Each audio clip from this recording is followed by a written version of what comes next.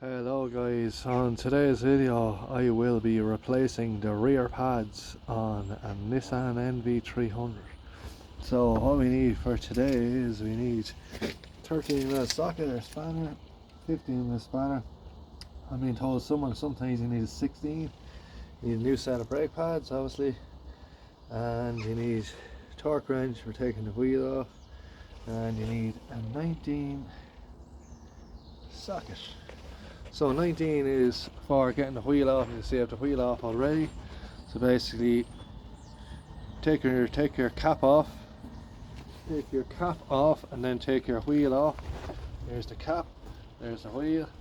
So you basically, I'm sure you know, take a wheel off, your 19 onto your torques, hang it off, just loosen the nuts, then get your jack is the pods just under here.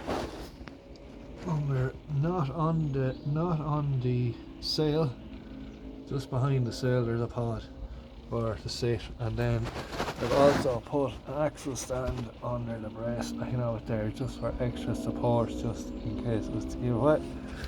Now next is you use your 13mm socket, there's a bolt here, knock that out, but what you will have to do is you will have to push the 15 on this part here, which is on the receiving end of it. So your socket will be on this side on the nut. Just grab the nut here to show you. There it is there. So your nut goes on, it will be on this side. So you basically put your socket, your ratchet and socket into that,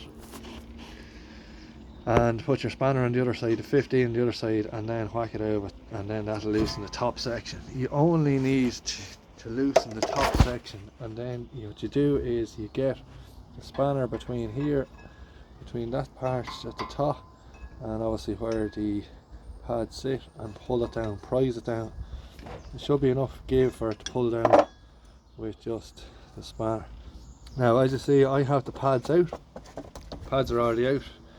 Pads will be sitting in place in there like so, one on each side there. So you just pull that back, and then there'll be a pad each side of it. As you can see, I've wore them down to the absolute minimum. So luckily I had the new ones ready to go. That's the other one on the rim, and as you can see, the new ones are nice and beefy. But yes, I certainly got me pennies worth out of them. But yeah, same crack putting them on. So basically what you need to do from here is you need to wind this piston back. So what we have here is we have our winding tool. Now I've seen some people making certain tools for to wind it back, but these will only cost you about 50 or 60 euro if you do want to use a kit for winding it back. Now there's different sizes with the kit. This one here fits nice and snug into the cylinder. As you see, there's two parts, two dimple parts here, and on the other side is just there, and that's what the little nipples here is for. So you pop them into place there, pop them on, and then you attach the tool itself. So basically this will go on the top, okay, like so. That'll go on, that sits in on the pad, and it basically goes together like so. As you can see in the you can see that there. I'll show you in a minute how it operates. Now as you can see there, this is how it sits in place, the tool. Okay, basically the two nipples are popped into the piston of the brake, and then this is, now with the tool piece there is pieces, a sliver piece that has like curve on. Again, there's a right and a left hand side of these. This is obviously the driver's side, so it goes on a certain way for it to work. Now, so basically what you need to do is this turns, so basically you need to wind it back It's lefty loosey, righty tighty, as I say. So that's it. So it needs to turn this way. I'll see if I can get a stand for the video just to show you where. Now what I did not mention to do is for to release the bleed for the opening, otherwise it'll be extremely hard to turn. So open that bleed nipple, light start coming out, and try and basically the whole lot will turn together. I kind of need both hands, so I need to hold the caliper and turn this clockwise at the same time.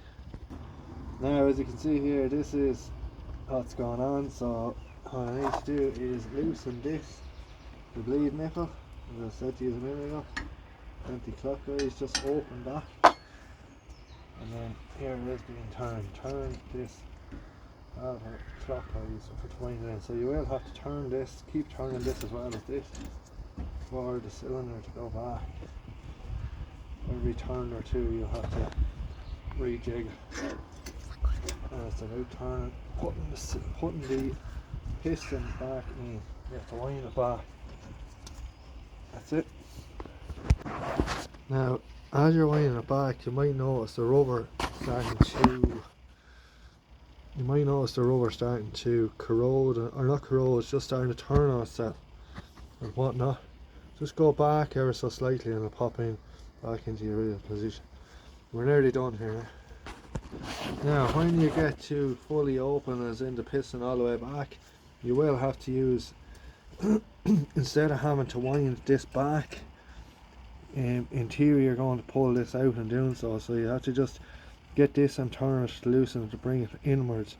That way you'll take the whole tool out without unwinding the actual tool. Now after you get the tool out, get your pads, new pads, doesn't matter which one goes where, pop them in, and what will need to be done is it will need to be tapped into place. So that's in place. So you're going to have to get a tapper, or we have a hammer, nothing like that.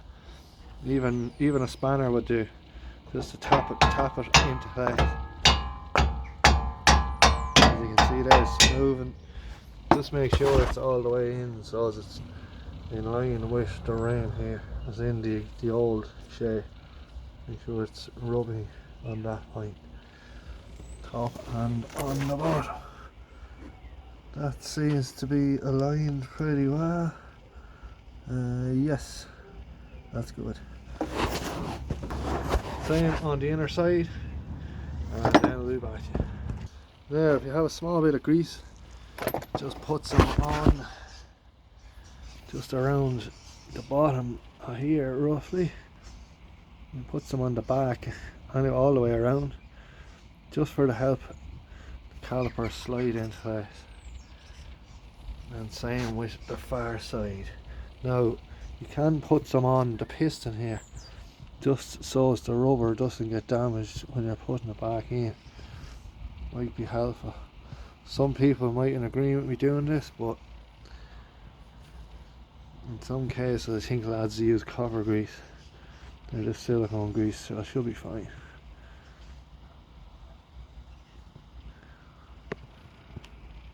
No. And then put some on the rear inner side. Just be careful not to get it on the disc or any side of the pad. Now at this point, I forgot to mention, you should have closed up the bleed valve. Now the brakes itself will have to be bled, just in case there's any air in the system, which there most likely will be, just when it's all done. So pop the caliper back in position. That should pop in relatively easy. It might need a small tap. Just sometimes it does, sometimes it doesn't. Just make sure that this is on like a spring. Just make sure that's pushed all the way back before you push it in, buddy, because it won't go back if you're not keeping an eye on that. Once that's lined up, get your bolt, put it in, and again get your wrench and hold it on the other side. You're on 15. Now when you've all that sorted out, you just need to get somebody just to bleed the brakes there and get any airlock out of the system. So it's all done. Just tighten up the wheel back on, tighten up your bolts, lift them up with your pry bar, and job is done. Thanks for watching.